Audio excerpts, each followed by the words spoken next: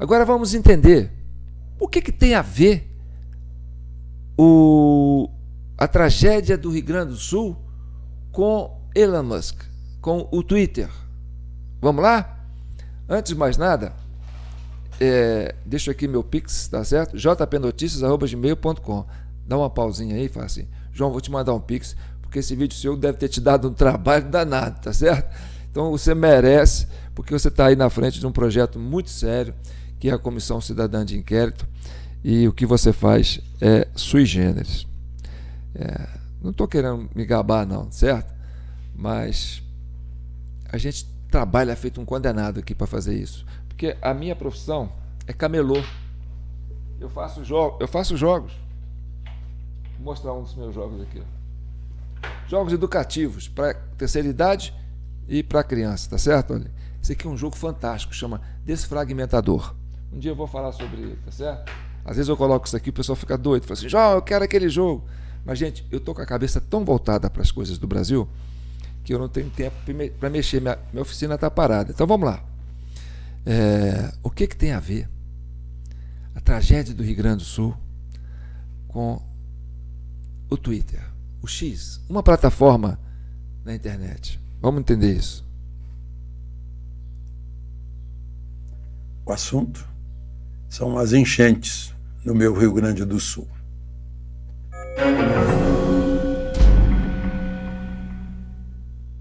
Sem as emoções de hoje, o documentário permite que o eleitor perceba os motivos da catástrofe de agora. Afinal, é para isso que serve a história.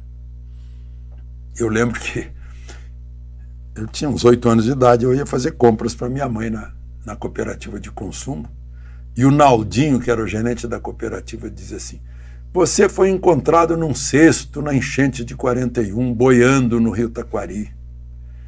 E eu ficava assustado. Será que eu não sou filho do meu pai e da minha mãe? Me marcou muito isso. Então, nos primeiros 15 dias de maio de 1941, choveu em Porto Alegre 619,4 milímetros.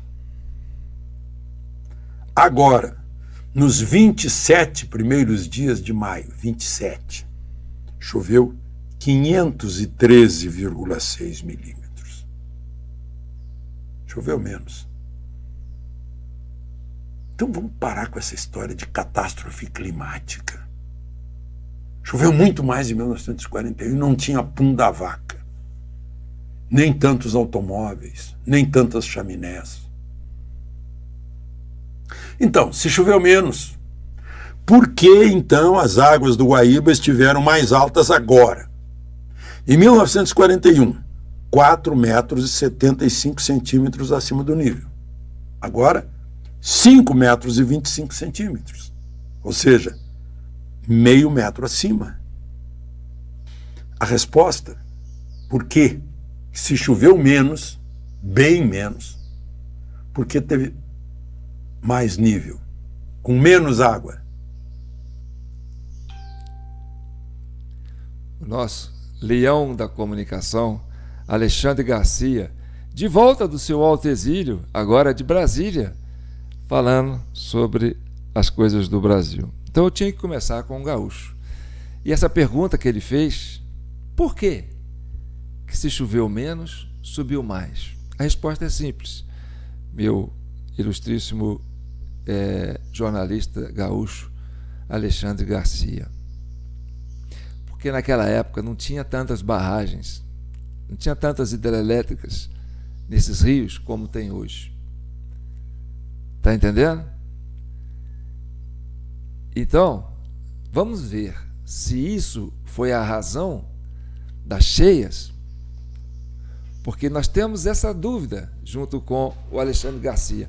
Por que se choveu menos agora do que nas enchentes de antigamente? E antigamente o rio não era tão assoreado como é hoje também, tem isso também, mas enfim, não tinha essas barragens. Não tinha interferência do homem para mexer no leito do rio. Não tinha interferência do homem para interferir na chuva. Então, Tem essa diferença muito grande. E é nisso que nós vamos provar aqui para você. Tá certo? Por quê? Porque pessoas morreram. Muitas pessoas morreram. Muitas perderam tudo. E vidas importam. Vidas gaúchas importam. Todas as vidas importam. Principalmente as gaúchas. Pessoas inocentes. Morreram, perderam suas coisas. Então, não estamos aqui para brincar. Não é hora de sorrir. O que me mandam fazer, eu não faço brincando. Vamos lá? Então, vamos entender isso. A teoria que a gente vai mostrar aqui é o seguinte. Já que choveu menos, e choveu em pouco tempo, né? Menos tempo do que choveu de 41, por que o nível subiu mais? Porque a teoria que nós estamos defendendo aqui, e nós vamos tentar provar isso, é que as barragens estavam aumentando seus reservatórios, estavam no topo do seu reservatório. Tá certo? Todas elas. E aí houve uma chuva, que pode ser entendida também como semeadura de nuvens. Vamos forçar que essas chuvas caiam ali na cabeceira do leito desses rios, para que a água venha com mais força e desça pelo rio. E na hora X, a gente tiver quase tudo pronto, a gente abre as comportas e deixa as águas virem com força. E aí ela vem arrebentando, né? Passa pela primeira barragem, passa pela segunda, na terceira já não aguenta, é tanta pressão que até a barragem cede. E vem aquele volume de água. É um maremoto. É um dobradinho, um sobradinho ao quadrado. É isso que nós vamos investigar. Tá certo? E aí, nossos membros da CCI, que são todos os brasileiros dispostos a investigar, que ajudam a gente, porque hoje nós somos uma comissão online, trabalharam nisso. Vamos lá. Veja bem, a cronologia das águas subindo no Rio Grande do Sul. 7 horas da manhã. Olha só essa pastagem. Tá certo? Percebe bem. 7 horas da manhã. 8h40 da manhã. Olha só. Uma hora para outra. 10 horas da manhã. De uma hora para outra. Então, essa água não chegou aí devagar. Não chegou aí pela chuva. Está entendendo? Isso chegou por quê? Porque sim, né? A gente entende que houve uma abertura das comportas e isso sincronizado. Porque para vir tudo de uma vez, entendeu? Com força, rasgando as margens, arrastando casas, arrastando um bairro inteiros, subindo acima, chegando ao segundo andar de prédios. Isso só pode ser explicado com a abertura das comportas, que na época de 41 não tinham essas barragens, tá certo? Então, essa é uma teoria que a gente está defendendo e que a gente quer chegar a essa conclusão com vocês que estão participando com a gente aqui na Comissão Cidadã de Inquérito, tá certo? Então, isso aí é o que você está vendo. Coisas de 2 horas tomou conta. Agora preste atenção. Vou mostrar para vocês uma barragem filmada agora, recente, lá no Rio Grande do Sul. A barragem está seca. Seca. Vocês vão ver isso. Impressionante. Esvaziaram todo o reservatório. Agora, vai demorar para encher. A usina não está funcionando, porque as turbinas não têm água para fazer a usina funcionar. Tá certo? Nós vamos chegar nisso. Olha só. Acompanhe. Olha, isso aí, ó, é uma represa quase seca. Olha aí, o reservatório esvaziado. Tá certo? Ela foi esvaziada. Isso é que a gente entende que possa explicar. A única explicação que se tem para aquele volume de água de uma hora para outra são a abertura das comportas. Tá certo? Percebe só.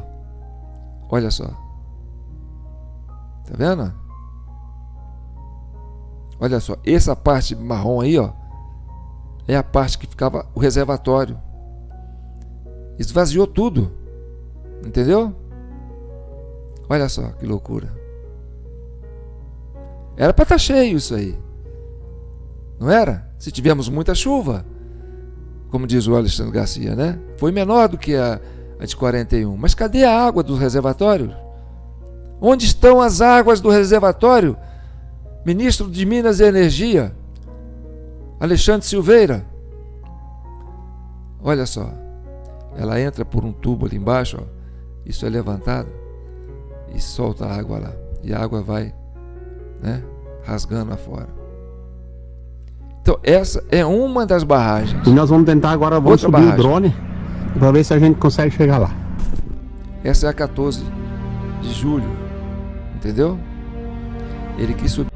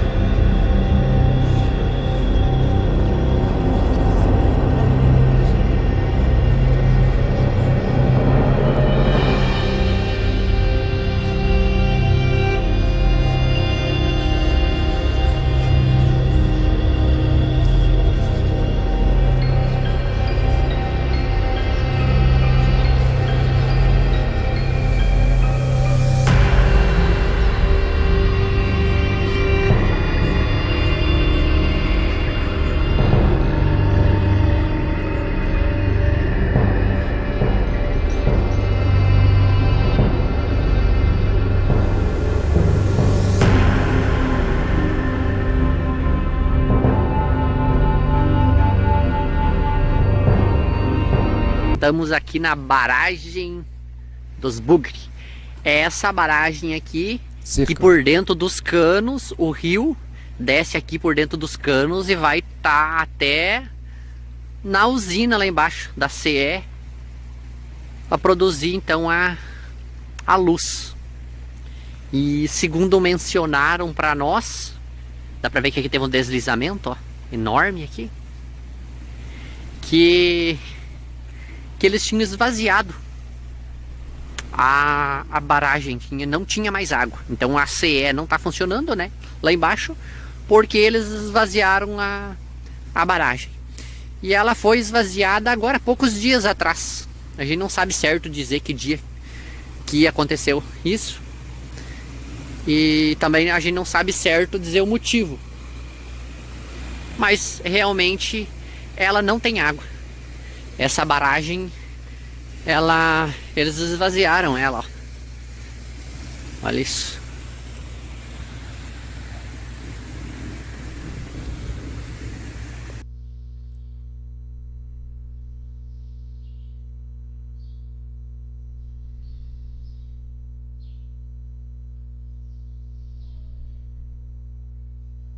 Que crime! Isso é um crime. Então, agora vamos mostrar para vocês algumas imagens das barragens cheias na época. Olha só, elas estavam elas estavam por cima, estavam, como dizer assim, saindo por cima. Olha lá, ó. Essa aí, ó, saindo por cima, tá vendo? Ó? E aí, com a chuva, eles abrem a barragem. E aí vem tudo de uma vez. Galera, olha que doideira que é. Agora eu quero mostrar para vocês uma simulação feita quando uma enchente dessa vem assim de uma hora para outra. O que acontece? Geralmente a enchente, quando ela vem com a chuva, fica muito tempo chovendo, ela vem subindo aos pouquinhos. Mas quando é assim, estouram as barragens, você viu ali aquele pântano lá, aquele pasto, né? Aquela plantação verde, de uma hora para outra, em 2 horas, virar aquilo tudo, aquilo vem arrastando. Que vida sobrevive com relação a isso? Olha isso que o rapaz está mostrando aqui, ó. Essa TV americana que fez para os espectadores ter uma noção de como que é uma enchente desse nível que está tendo aqui no Brasil. Olha lá, ele sobe ali em 1 metro e ele vai narrando, né? Ele vai narrando o acontecimento ali, qual que é a dificuldade das pessoas de já se locomover numa enchente que já subiu 1 metro. As crianças ali já não tem o que fazer, os adultos precisam estar preocupando com ela, com as crianças. Nesse nível aí, as pessoas já precisam de um 2º andar. A grande maioria das casas não tem essa possibilidade. Então ele já tem aquela certa dificuldade de se proteger em cima do telhado.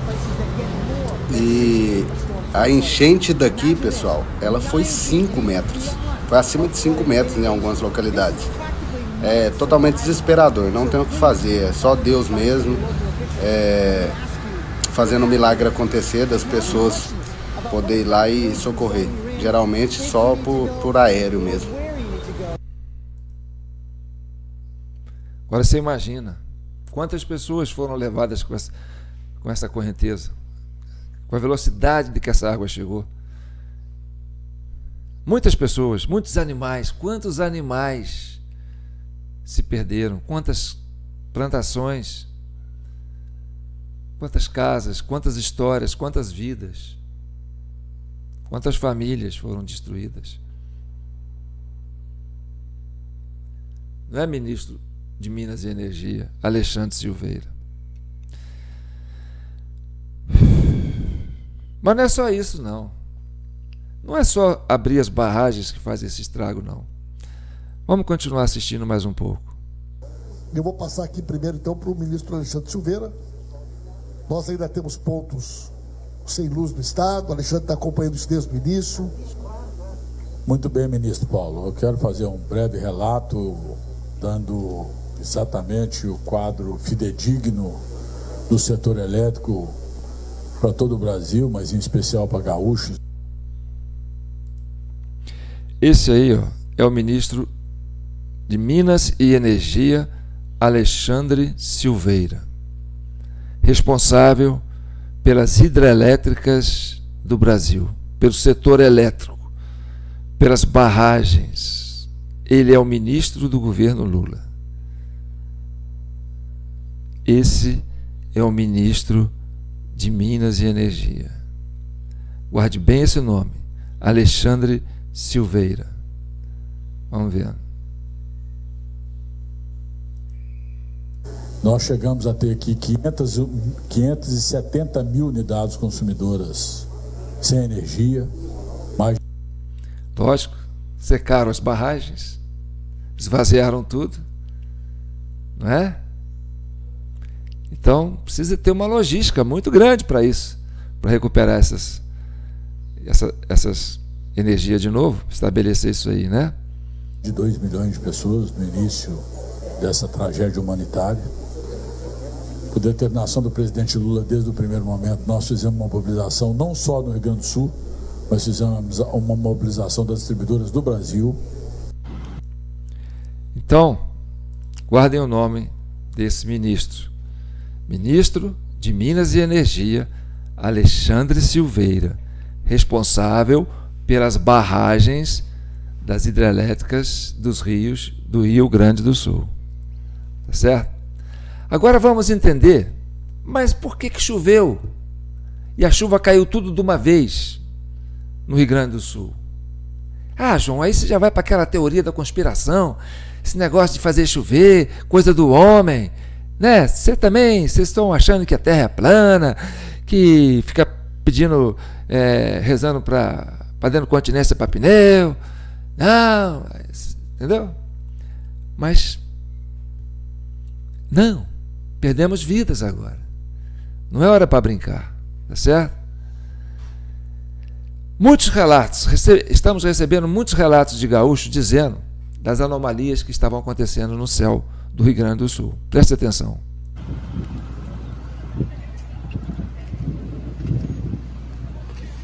Isso é um vestígio de semeadura de nuvem.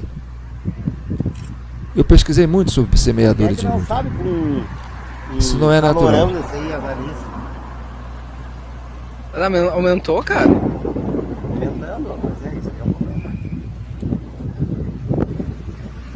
Imagina, se tu acha que aumentou, imagina o tamanho que é aquilo.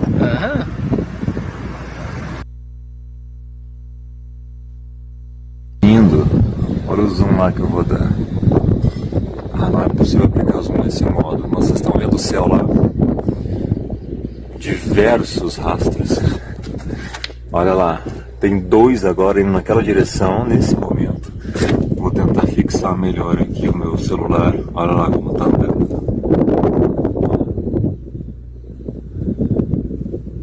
Olha lá. Olha que desgraça, cara. E aqui em cima já tinha um, ó, que veio aqui em cima da minha cabeça e tá cruzando bem em cima. Olha que desgraça. Em cima das nossas cabeças, né? Olha lá de onde é que tá vindo. De longe. Pessoal, olha o que estão fazendo em cima da minha cabeça. Olha o nível do negócio, tá? Aqui já tá um que foi antigo, já tá se dissipando, tá quase uma nuvem aí, como é que tá? Tá? Em cima da minha cabeça. Olha lá, olha de onde é que tá vindo. 2 e vem aqui e depois simplesmente se dissipa e daí fica por isso, né? Depois as coisas acontecem, né? Por um acaso, do nada assim, e aconteceu. Que coisa, né? Que coisa ruim. Pessoal, somos otários, né? Idiotas, somos trouxas. É isso tá acontecendo e é real. Tá aqui. Hoje, dia 25 de maio, vocês não fazem ideia, eu acabei de filmar aquele vídeo mostrando aqueles rastros e olha o estado que ficou o céu agora. 30 minutos depois, apenas 30 minutos depois, o céu ficou desse jeito. Apenas 30 minutos depois o céu ficou desse jeito, sério, olha o nível. Tá? Eu filmei aquele vídeo há 30 minutos atrás, passou 30 minutos aproximadamente, do nada ficou escuro, cara, olha o nível que ficou. Aquele céu que tava lindo no sábado, dia 25 de maio, ficou desse jeito agora, tá nublado, nubladíssimo, tudo nubladíssimo, nublado. Apenas 30 minutos. Então, isso é coisa antiga. Semeadura de nuvem aconteceu desde a década de 60, já aconteciam isso. Entendeu? Então não é novidade. É caro para fazer isso, porque tem que pagar avião, né? Um voo não fica barato, são vários voos, às vezes são mais de um avião, né? São pessoas especializadas. Isso tem um custo, né? Continuem vendo para vocês verem que isso aí não é uma coisa de ficção científica. Uma matéria antiga para vocês.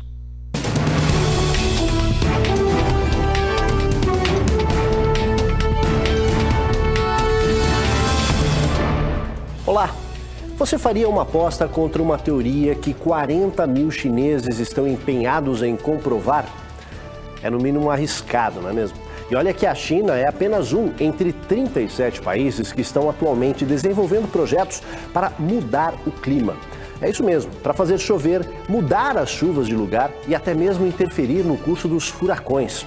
Um único furacão carrega energia equivalente a 500 mil bombas atômicas. Os Estados Unidos foram pioneiros na tentativa de interferir no clima e chegaram a utilizar essa técnica como arma de guerra no Vietnã. Aqui no Brasil, as tentativas de pulverizar nuvens para provocar chuvas começaram há muito tempo. E tem um brasileiro que garante, ele faz chover. O nome dele é Takeshi Shimai. Há uma década ele inventou um método para semear nuvens. Hoje, aos 82 anos, responde convicto. Nós estamos fazendo, né, isso já em várias regiões do Brasil, né? E é possível, sem dúvida. Hoje a filha administra a empresa que faz chover usando apenas água potável. Ela explica a técnica que o pai inventou. Na verdade, a gente semeia uma nuvem com água potável, que são gotículas de água de tamanho controlado, maiores que o campo populacional de gotículas que existem nessa nuvem. Então, por um processo de colisão e coalescência, essa gotícula vai colidindo e coalescendo, vai crescendo, pega a corrente ascendente de ar quente e vai crescendo, mas quando ela fica grande, pela gravidade, ela começa a cair. O nosso avião, ele sai carregando 300 litros de água potável, mas o que a gente faz é induzir uma nuvem que já é um campo populacional gigante de água a precipitar, né? Então, a nossa água é uma água de start de um processo. O que vai chover é aquele potencial de umidade que aquela nuvem tem. Para que tudo funcione, é preciso um mínimo de nebulosidade. Então, eles se transformaram em caçadores de nuvens, com informações que vêm do radar e do monitoramento visual. A gente cruza essas informações e quando a gente percebe que há uma nuvem em potencial se dirigindo para a nossa região alvo, nós disparamos a operação. A equipe sai e começa a fazer o trabalho de entrar na nuvem, semear com água potável, retornar para ela, até que essa nuvem comece a apresentar um crescimento vertical, sature e chova aonde a gente quer mais ou menos que ela chova, né? Uma das primeiras parceiras foi a Sabesp, responsável pelo abastecimento da Grande São Paulo. A gente hoje já está no 7º contrato de produção de chuvas para a companhia, né?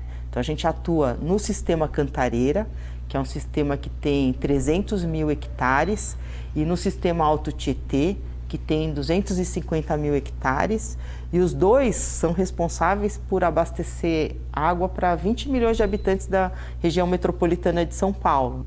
A gente fica um ano trabalhando tudo quanto é oportunidade de nuvem, boa de nuvem, que se direcione para o manancial, para os dois, a gente dispara a operação e faz com que essa chuva caia nessa grande bacia coletora, né?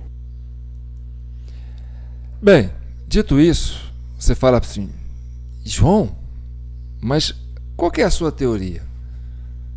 A minha teoria é a seguinte, voltamos à pergunta do Alexandre Garcia, por que isso aconteceu? Por que subiu tanto? Né? Então você tem a explicação das nuvens, né, que são semeadas, que fazem com que elas caiam num ponto específico, né, e no espaço curto de tempo. Lógico, você manipula isso. Depois, você pega, abre as comportas e deixa a água correr com força. E aí ela vem arrastando e tirando tudo que tem pela frente. Esta é uma explicação científica para o que aconteceu no Rio Grande do Sul a partir do dia 3 de maio, tá certo? Agora, você vai explicar, mas quem faria isso, João? Será que o governo federal faria isso?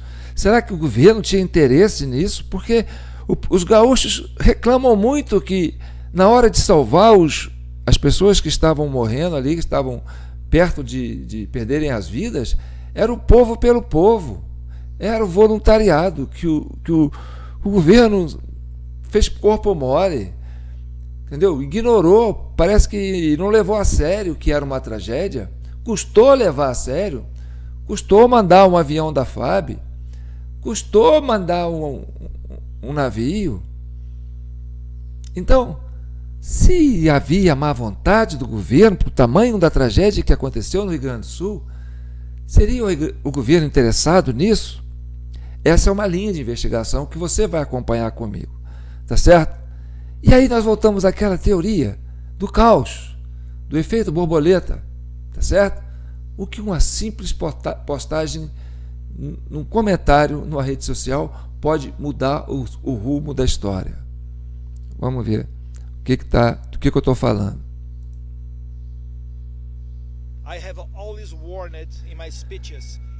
Bem, no início de março, uma comitiva de direita do Brasil foi aos Estados Unidos. Para fazer o quê? Para alertar os americanos que aqui no Brasil tem uma ditadura do judiciário. Que aqui o judiciário está violando direitos humanos. Está indo contra a Constituição brasileira. Essa foi a prerrogativa dos brasileiros que estiveram no começo de março, na primeira semana de março, ali até o dia 12, né, lá nos Estados Unidos, falando em frente ao Capitólio, junto com o congressista, chamando a atenção para o mundo do que está acontecendo no Brasil com relação à liberdade de imprensa, à liberdade de expressão, à censura, entendeu? Os bloqueios nas redes sociais, a violação de direitos humanos no 8 de janeiro, prendendo pessoas sem comprovação de delito, entendeu? perseguindo um ex-presidente de forma arbitrária, indiscriminada. Então, eles foram lá fazer isso e chamando a atenção dos Estados Unidos.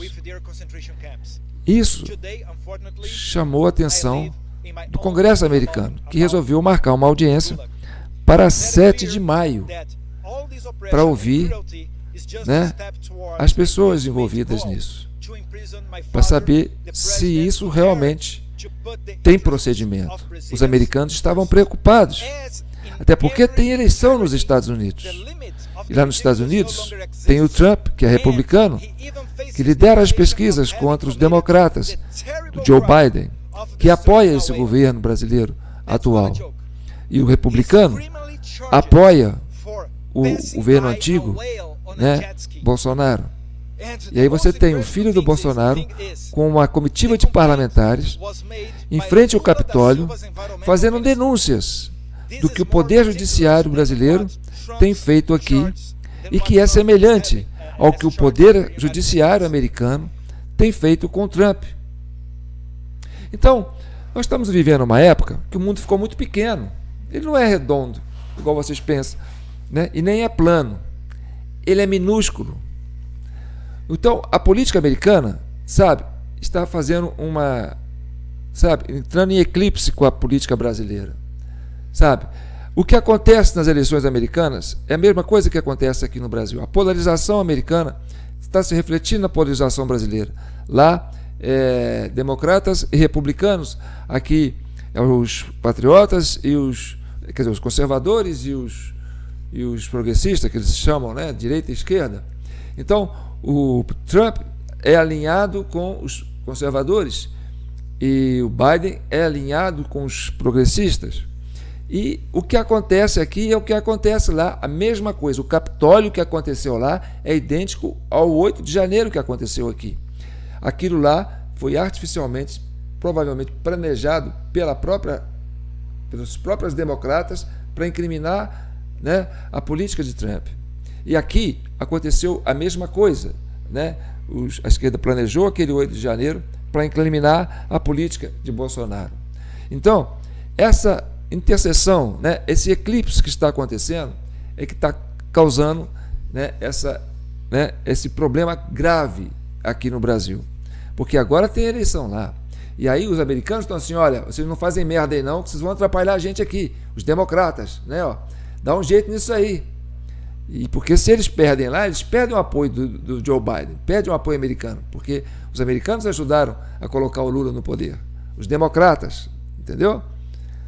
E aí, vamos continuar vendo. Correia alerta, bolsonaristas estão usando os Estados Unidos para tramar contra o Brasil. Isso levantou a poeira aqui no Brasil, deixou o pessoal, o governo, né, muito preocupado. Agora vamos vendo. O que aconteceu? No dia 21 de março, sai uma nota na imprensa dizendo que a Madonna vai vir para o Brasil. Quer dizer, uma semana depois do que aconteceu lá no Capitólio, com os brasileiros indo lá, né, o pessoal da direita aí, né? Aí aqui anunciou que a Madonna viria no Brasil fazer um show. E já tinha anunciado o show para 4 de maio. E o show da Madonna, que é um show que sempre as pessoas compram ingresso para ir, não é? É uma sexagenária, já está em fim de carreira, mas que, né, costuma fazer algum movimento, levar algum público, ela viria para o Brasil. E um show, quer dizer, a primeira notícia que se tem notícia que ela viria para o Brasil foi depois da questão de Capitólio. E esse show estava marcado para dia 4 de maio, tá certo? E esse show tem a ver com o governo, porque o governo ajudou a patrocinar esse show e queria que ele fosse público, ou seja, é de graça para quem? Para quem assistiu o show. Mas quem está pagando o show? O governo? Então o governo está pagando o show com dinheiro de quem? Com o nosso, e não é pouco, é muito, perto de 80 milhões para fazer um show da Madonna aqui. E qual o interesse do show da Madonna, do governo trazer a Madonna para cantar aqui? Qual o interesse do governo trazer a Madonna?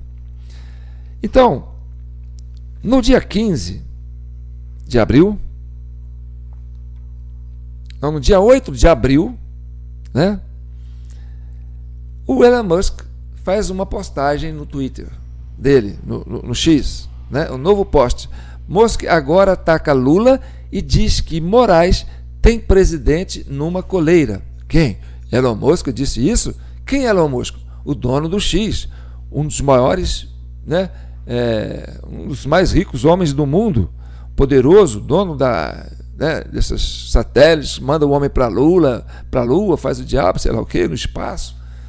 Então, é um homem poderoso e ele aponta o dedo para a justiça brasileira e diz que Moraes tem presidente numa coleira. O que ele quis dizer com isso? Ele quis dizer que o presidente Lula é um boneco de ventríloco e que o Moraes é que domina, que controla o Lula. Isso é muito grave. Por quê? Porque ele está colocando o judiciário acima do governo Lula, como o maior poder do Brasil. Ele diz, olha, o Moraes tem a coleira no Lula, ou seja, o Lula é um boneco de ventríloco de Alexandre de Moraes. Isso mexeu com o sistema. E por que ele disse isso? Porque ele conhece a história. Chegaram para ele as notícias do que está acontecendo no Brasil. E isso acendeu a luz vermelha no Planalto, acendeu a luz vermelha no STF. Entendeu? E aí, no dia 15 de abril, 8, 9, 10, 11, 12, 13, 14, 15, uma semana depois, o ministro Gilmar Mendes chama o Lula e mais uns grupinhos de ministros aí, inclusive Alexandre de Moraes, para ir lá na casa dele, lá no Lago, numa reunião secreta entre Justiça, né, STF e Planalto. Como diz assim, a dobradinha, né? Justiça e Planalto. Aquele que falou assim, né? O Gilmar Mendes, aquele que falou assim, ó, o Lula voltou à presidência graças ao STF. Deve-se isso ao STF. Então, o Elon Musk estava certo, né? E vamos ver como é que isso repercutiu. Vamos ver como é que isso repercutiu. Aí vou trazer aqui, ó, uma mídia da esquerda mesmo, entendeu? Vai falar sobre isso. Vamos ver. Peraí, tá parado aqui. Vamos rodar isso aí. Tá, aí tá o show da Madonna. Peraí, vamos chegar no show da Madonna. Bem, aqui o show da Madonna, presta atenção. Vou voltar aqui pro show da Madonna. Aqui o show da Madonna, tá certo? Então o cachê da cantora é de 17 milhões. Total da apresentação de 60 milhões, mais destino de 13 milhões não foi divulgado. Então 60 mais 13, 73 milhões. Um cachê de 17 milhões para Madonna cantar playback, fazer playback, 30 músicas. Num show que foi ter que ser improvisado, porque ela só fazia show em lugar fechado, esse show foi ter que ser feito em lugar público, então ao ar livre, lá na praia. Então foi uma coisa diferente para ela, foi um desafio. E ela ganhou 17 milhões para fazer um show, ficar lá fazendo playback. Aí eu quero saber se ela está declarando isso no imposto de renda, se ela movimentou esse dinheiro todo mesmo, se esse dinheiro foi para a cantora. 17 milhões, eu sou mineiro, eu desconfio, sabe? 20 milhões para transporte de equipamentos, eu desconfio. É muita grana para transporte de equipamento para um show de playback, como se aqui no Brasil não tivesse equipamento para isso. Tá certo? 4,85 milhões com gastos com hotel. 4,85 milhões com gasto com hotel. Já pensou? Quem consome um hotel assim para um show? Equipe de segurança, 600 mil reais para uma equipe de segurança, quase mais de R$500 mil. Divulgação, quase R$1 milhão, 800 mil reais. E aí veio Globo, veio, né? Meteu a mão. Ensaios e camarim, 900 mil, quase R$1 milhão. Quase R$1 milhão de ensaios e camarim. Ensaiar playback, gente. E outros gastos não divulgados. O áudio, 1,5 milhões. O palco, 1,6 milhões. Aí você pergunta, João, como é que faz um show desse custar isso tudo? Eu também me pergunto se esse dinheiro aí foi todo pago para essa turma aí, porque isso é dinheiro público. O Itaú entrou. Qual que é a jogada do Itaú ali? Lei de incentivo? Renúncia fiscal? Então, esse dinheiro que saiu ali para esse show, se não for exagero meu, porque eu acho que pode ser exagero meu, aí tem superfaturamento. Eu posso estar errado? Posso. Mas o que você acha? 17 milhões de cachê para uma mulher ficar quase 2 horas ali em cima de um palco fazendo playback? 17 milhões público, não é cachê que ela cobrou ingresso para entrar, não. Se fosse assim, ela ganhou 17 milhões porque fez um show no Maracanã e cobrou ingresso. Não. Foi dado para ela assim, de graça. Toma, 17 milhões para você fazer show. Sei lá, lotar o povo lá. Tá certo? Então tá. Então, é preciso entender. E esse show marcado para o dia 4. 2 dias. Um dia. No dia da tragédia do Rio Grande do Sul. Vamos tentar entender isso? Agora vamos para a reunião do Gilmar Mendes. O STF teve um jantar na casa de Gilmar Mendes em Brasília na segunda-feira, que reuniu o presidente Lula, 4 ministros do Supremo. O aumento da insatisfação do Congresso com a atuação do Supremo foi um dos principais assuntos. A avaliação é que o clima piorou depois das acusações do bilionário Elon Musk contra Alexandre de Moraes, com as ordens de bloqueio das contas da rede social, do X, do Twitter. Participaram do jantar ministros Flávio Dino, Cristiano Zanin, Alexandre de Moraes. O presidente Lula foi acompanhado dos ministros da Justiça, Lewandowski, e da Advocacia Geral da União, Jorge Messias. Será que o jantar ajuda de alguma coisa, ô Josias? Não, esse jantar atrapalha, Diego. Não ajuda em nada na construção dessa imagem do Supremo ou na redução dos ataques que são feitos ao Supremo. Hoje, o Supremo é atacado pelo Bolsonaro, pelas redes sociais bolsonaristas, pela banda miliciana do Congresso Nacional e até pelo Elon Musk, né? E o Supremo deveria observar essa conjuntura e tentar voltar para o seu quadrado constitucional. É ali, nesse quadrado, que reside a supremacia da Suprema Corte Brasileira. E nesse quadrado não se incluem conchavos políticos, esses congraçamentos noturnos em casas do Lago Sul, que é um bairro chique de Brasília, né? Mas o Gilmar Mendes parece estar alheio a essas conveniências e abriu a sua residência ali para um repasto na noite de segunda-feira. Ele recepcionou o Lula, que estava acompanhado de 2 ministros, né, o Ricardo Lewandowski, da Justiça, e o chefe da Advocacia Geral da União, o Jorge Messias. E o Gilmar Mendes convidou outras 3 togas para esse jantar. O Flávio Dino e o Cristiano Zanin, que foram indicados pelo próprio Lula, e o relator-geral da República, o Alexandre de Moraes, né, que é relator, inclusive, de todas as encrencas que correm no Supremo contra o Bolsonaro. Então já há aí notícias sobre as conversas que temperaram aí esse feijão com arroz que foi servido pelo Gilmar. Falaram de ataques ao judiciário. Então, essas reuniões complicadas, né, de ministros com presidentes na casa do outro, aí você vai entender, né, que o Gilmar Mendes, quando falou aquilo, né? Você foi presidente porque nós colocamos você lá. Vem cá e nós estamos sendo atacados pelo Elon Musk. Então, presta atenção. Nós fizemos uma merda danada para colocar você lá. Agora nós estamos correndo o risco de ficar exposto para o mundo. Presta atenção. A merda que nós fizemos pode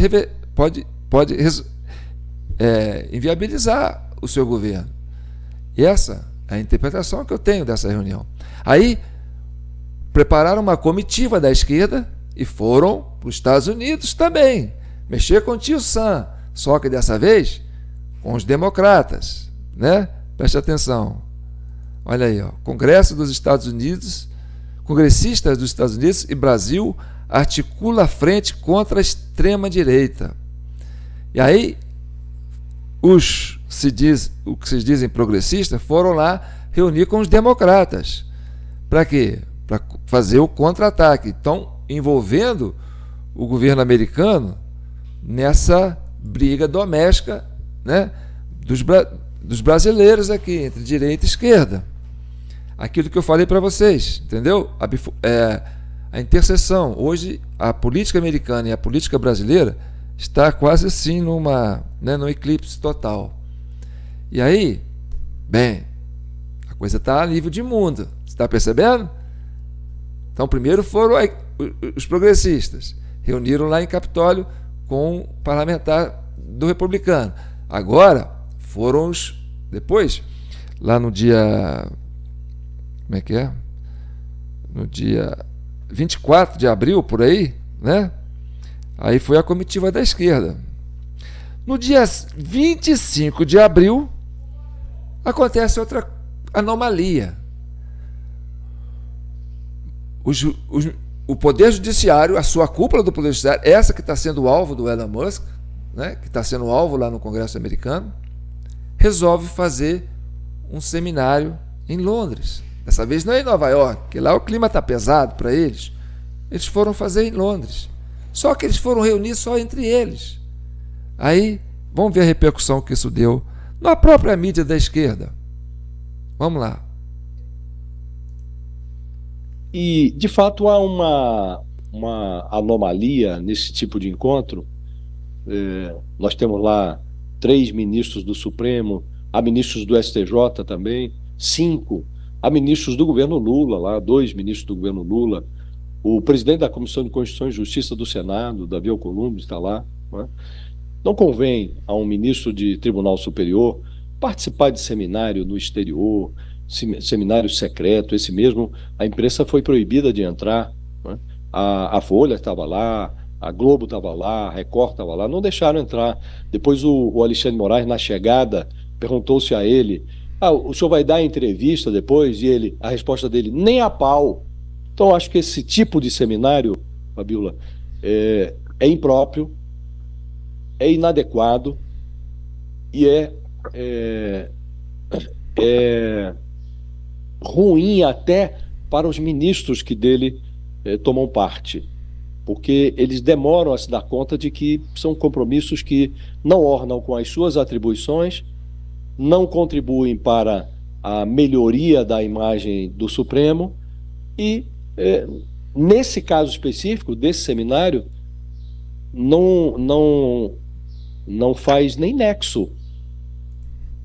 Então, essa reunião secreta que aconteceu lá em Londres, porque o judiciário brasileiro estava sendo alvo de ataque lá no parlamento americano, inclusive, né, ataque do próprio Elon Musk, que começou a fazer postagem e dizendo que abriu os arquivos do Twitter, né, do antigo Twitter, para colocar a público, né, as arbitrariedades do judiciário brasileiro, fazendo censura nas redes sociais, né, contra a liberdade de imprensa, liberdade de expressão e contra os direitos humanos dos brasileiros.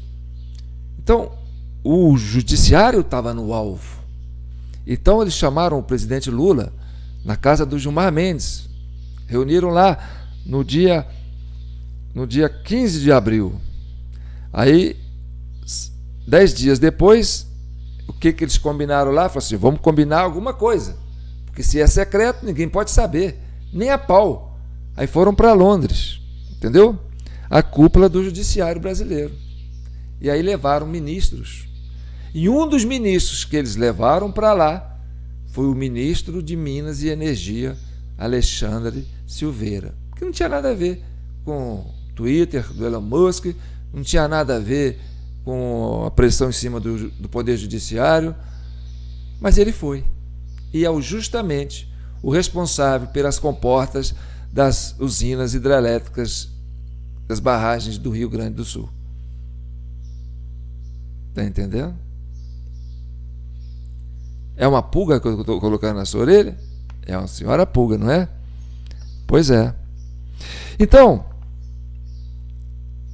o que estava acontecendo é que o Poder Judiciário brasileiro, aquele que falou, né, eleição não se ganha, eleição se toma, perdeu o mané, nós derrotamos o bolsonarismo, se o governo Lula voltou graças ao STF, ou seja, é o protagonista da história, é o alvo dos republicanos, é o alvo dos direitos humanos, dos defensores internacionais dos direitos humanos, está exposto, está sangrando. Isso estava comendo o noticiário brasileiro. Isso ia chegar naquela parte da população que ainda apoia o governo Lula, esses progressistas, entendeu? Mas, entendeu? Com a inclinação como é que eu diria? Não sei classificar esses que ainda apoiam, essa parte da população que ainda apoia o governo Lula, que é uma minoria, entendeu? E essa minoria foi desviada das informações. Olha, não olham para as redes sociais, não acompanham os jornais. Vem ver a Madonna. Vem, é de graça. Preste atenção na Madonna, não preste atenção no Elon Musk, não preste atenção no que está acontecendo lá no parlamento. Esquece esse negócio. Vai ver a Madonna. E aí, foi uma ação de guerra para poder colocar 1 milhão e tantos lá. Eles falam 1.600.000 pessoas lá em Copacabana, no dia 4 de maio. Tá certo? E olha, vou mostrar para vocês aqui, ó. Isso aqui é um medidor. Preste atenção. Ó, isso aqui é um medidor lá, né, do Rio Guaíba, lá. Eu acho que é do Rio Guaíba, certo? Olha aqui. Isso aí, ó, é o princípio de maio, tá certo? Essa parte vermelha aí, ó, é onde a cota de inundação. Daí para cima é a cota de inundação, tá certo? Então aqui, no dia 30 de 4 de 2024, às 16 horas, estava ali, ó, perto, abaixo de 1,5 m, tá certo? Aí, ó, no dia 2 de maio, no dia 2 de maio de 2024, né, às 8 horas da manhã, começou a subir. Olha lá, ó, tá vendo? Ó? Estourou a barragem, quer dizer, atingiu a cota de inundação, tá certo?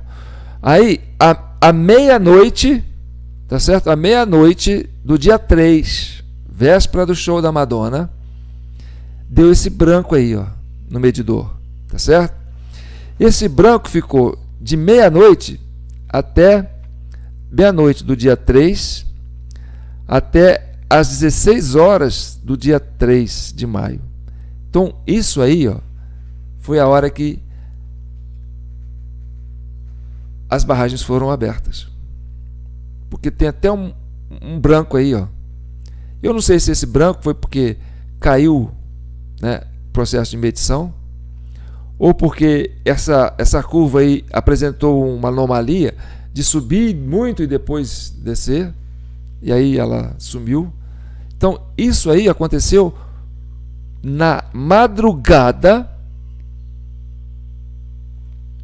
do dia 3 para o dia 4.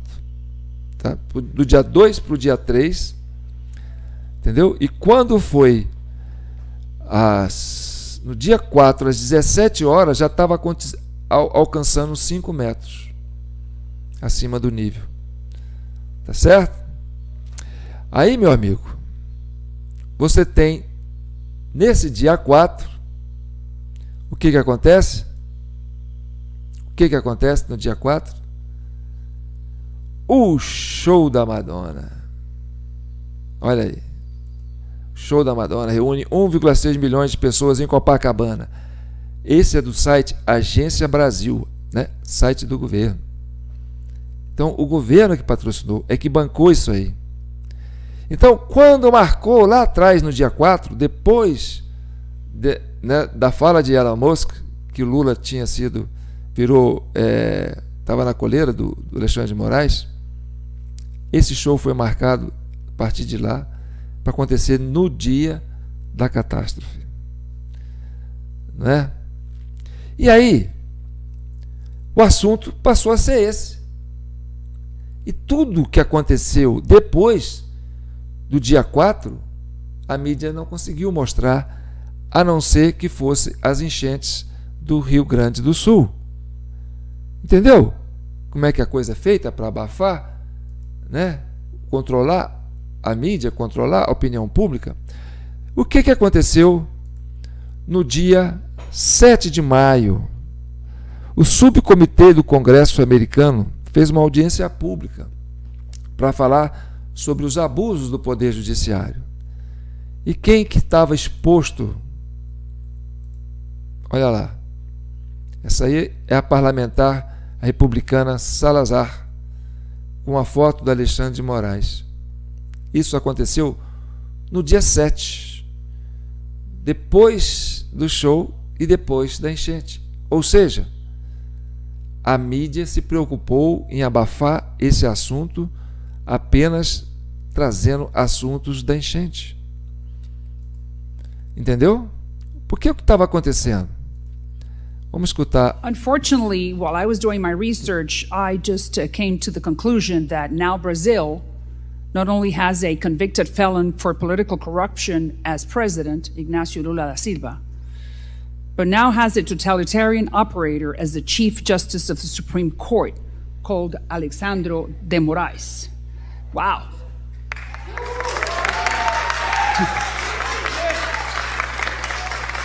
Thank you. I mean, there's nothing to celebrate. Poor Brazilians. They deserve a lot better. Bem, isso que nós estamos falando é uma linha de investigação. Vocês podem ajudar nos comentários para ver se a gente tem fundamento, tá certo? Porque isso aqui é uma comissão de inquérito. A gente está fazendo, né, um inquérito, está abrindo um inquérito para investigar as causas desse 8 de janeiro. Quer dizer, as causas dessas enchentes do Rio Grande do Sul. Então, a gente tenta traçar indícios, tá certo? Evidências que nos façam a entender por que aconteceu um fenômeno desta natureza, tá certo? Que matou, né, centenas ou milhares de pessoas e muitos perderam as vidas, perderam seus bens e um prejuízo muito grande para o estado inteiro. Aí, o que ficou em evidência nesse processo todo? Ficou em evidência o quê? O poder judiciário brasileiro. É o poder judiciário brasileiro que foi colocado em xeque, porque ele está acima dos outros poderes. Como diz o Elon Musk, né? Moraes tem o Lula na coleira, ou seja, um boneco de ventríloco, né, na mão de Moraes, que fica por trás. Isso foi o que está sendo colocado. E essa questão, indo para fora, podendo enfraquecer esse governo, teria levado que eles fizessem, esse governo planejasse essa catástrofe no Rio de Janeiro, ou no Rio Grande do Sul? Esse é um questionamento que nós temos que fazer, e a gente quer a participação de vocês nos comentários, para ver se nós estamos indo na linha certa das investigações. Ou não, João, você está indo na linha errada, não é nada disso, é outra coisa. Isso aí é um absurdo.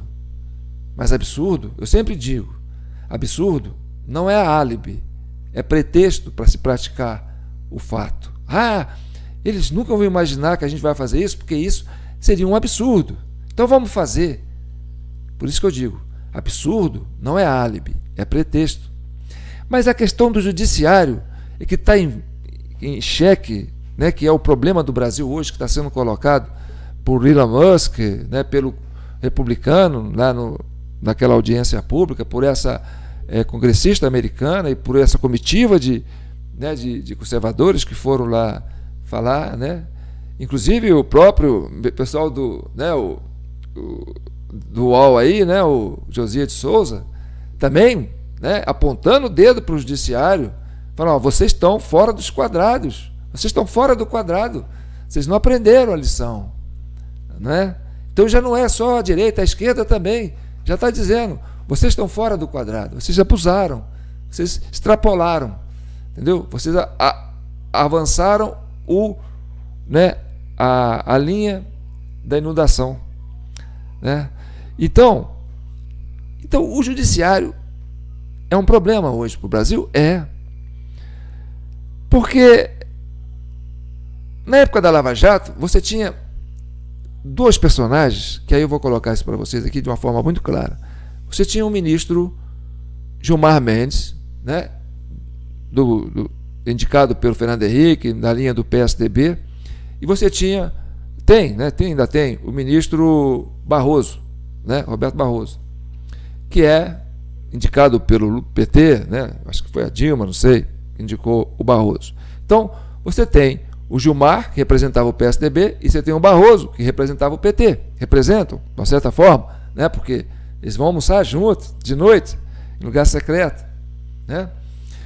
E aí, tanto o Gilmar Mendes como o Barroso falaram, assim, de forma clara e incisiva, que o Brasil, na época da Lava Jato, que estava, né, prendendo aquele monte de coisa, recuperando dinheiro, que o Brasil vivia uma cleptocracia. E aí, que era sistêmico. Barroso falou isso, que ele é sistêmico, é uma cleptocracia, né, sistêmica, um governo cleptocrata. O Gilmar Mendes falou, você já ouviu isso aí, lógico, muitas vezes, e o Barroso falou, só que um é o Barroso, que representa a turma do PT, e o Gilmar Mendes, que representa a turma do PSDB. Então, talvez o Barroso quisesse falar da turma do PSDB, e o Gilmar Mendes quisesse falar da turma do PT, né, porque eles eram adversários políticos. Ali tinham, né, um chamava assim: você é uma pessoa odiosa, você é uma pessoa que pensa com a bilis. Eles viviam se pegando lá, né? Então, quando eles falaram isso, eles estavam denunciando alguma coisa. Era o judiciário pedindo socorro. Gilmar Mendes e o Barroso estavam pedindo socorro para a população brasileira, falando: gente, nós estamos com um sistema cleptocrata de governo. Então vamos entender isso na prática, porque aí eu estou tentando fazer, sabe, colocar isso da forma matemática para ver se a gente consegue chegar num entendimento. Nós estamos sofrendo um ataque por parte do governo federal em relação ao arroz. Foi anunciado ontem, na sexta-feira, ainda foi publicado no Diário Oficial, 6,9 bilhões, Emertis, para comprar arroz no mercado externo. Nós temos arroz suficiente para suprir todo o mercado nacional. Embora uma perda que se calcula entre 10% e 12%, nós colhemos mais este ano do que o ano passado. Então esse ataque que está se fazendo à atividade produtiva, que seria compensatória para muitas pessoas que perderam toda a sua soja, mas colheram o arroz, poderiam compensar, está em perigo. Perceberam? Aí você entrou no espectro econômico. O Lula vai importar esse tantão de arroz? Tem arroz assim no mercado para importar de uma hora para outra? Ou isso foi planejado com antecedência? E por que importar arroz se os próprios cooperativas do Rio Grande do Sul garantem que tem arroz? Não é esquisito? E aí você fala: bem, eu quero ajudar o Rio Grande do Sul, né? Vamos comprar os arroz do Rio... O governo vai comprar o arroz do Rio Grande do Sul para ajudar o Rio Grande do Sul. Não, o governo vai importar um arroz para ferrar os produtores do Rio Grande do Sul. Então você vê por aí, né, que não é uma linha de boa intenção. Isso preocupa e faz a gente caminhar por esse entendimento. Então vamos entender isso aqui. Preste atenção no que eu vou mostrar aqui. Aí já é, entendeu? Já viajei na maionese, mas vamos lá. Vamos tentar entender isso aqui, ó. Você tem um poder executivo. Vamos lá, no quadro 1, você tem um poder executivo, mais o poder legislativo, e você tem o poder político, tá certo? O poder executivo é um poder eleito. O poder legislativo é um poder eleito pelo povo, tá certo? Todos os dois. Esse é igual ao quê? Ao poder político. O poder político interage com o poder judiciário porque eles se retroalimentam. Por quê? Porque o poder político é quem indica o judiciário, né? Por exemplo, o presidente indica o nome para o STF, para o STJ, entendeu? Para a Procuradoria, essa coisa toda. E o Senado aprova, quer dizer, vota aprovando. Então, ou seja, o Poder Executivo indica, o Poder Legislativo vota e apoia a indicação do Poder Executivo, e aí você constrói o Poder Judiciário. Então, o Poder Judiciário, ele nasce do poder político. Ele é filho do poder político, entendeu? Então, o poder político e o Poder Judiciário, eles se interagem desse aspecto, tá certo? Então, quando você tem uma cleptocracia, aí vamos para o quadro 3, tá certo? Uma cleptocracia seria igual ao quê? Seria igual a um desgoverno, ou seja, a cleptocracia não está ali para atender o interesse da maioria, o interesse do eleitorado, o interesse daqueles que votaram nele. A cleptocracia, ela é egoísta, ela governa para si mesma, por uma minoria, entendeu? E aí ela extrapola os direitos, né, constitucionais, os direitos, o devido processo legal, né? Ela interfere no judiciário, ela interfere no poder de polícia, né? Por exemplo, você viu o caso da Marielle Franco, entendeu? Quem que planejou a morte da vereadora Marielle Franco? Você foi ver, estava lá, ó, o poder político planejou a morte da Marielle Franco. Então, essa cleptocracia, ela se apropria do Estado e interesse próprio. Aí faz um desgoverno para a maioria. E aí você tem o Poder Judiciário, aí você vai para o item 4, aí nós vamos para uma regra de 3, tá certo? O item 4. O Poder Judiciário está para o poder político, assim como o desgoverno está para a cleptocracia, tá certo? Então, é como se fosse uma regra de 3. Poder Judiciário versus cleptocracia, dividido por desgoverno versus poder político, dá 0, tá certo? Vamos avançar nisso aqui, ó. Agora nós vamos para essa segunda parte aqui, ó. Tá, vamos entender isso aqui. Aí você tem lá, o desgoverno versus o poder político é igual ao poder constituído, tá certo? O poder político e o desgoverno, os dois é uma coisa só, é o poder constituído. Aí você pega o poder judiciário versus a cleptocracia dividido pelo poder constituído, que é igual a 0, tá certo? Agora você isola o poder judiciário. Aí você vai ter poder constituído dividido pela cleptocracia é igual ao poder judiciário. Ou seja, conclusão, quanto maior for a cleptocracia, menor será o poder constituído e maior será o poder judiciário. Quanto menor for a cleptocracia, maior será o poder constituído e menor será o poder judiciário, entendeu? Então, como a cleptocracia é muito grande, o poder constituído fica pequeno. Por exemplo, se você colocar 1 dividido por 1000, você vai ter um milésimo, tá certo? Então, se a cleptocracia é 1000, o poder constituído é 1, então o poder judiciário é igual a 1 dividido por 1000. Entendeu?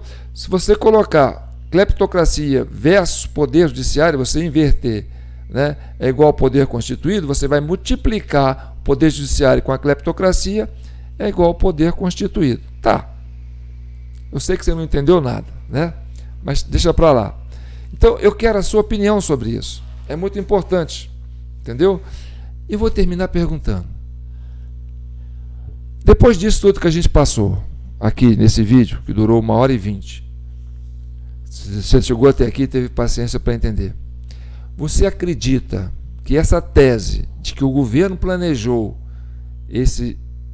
essa tragédia no Rio Grande do Sul para desviar o foco, né, da questão do Poder Judiciário que estava sendo vítima de ataque no Congresso americano e do empresário Elon Musk?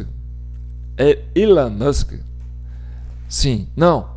Discorra do João.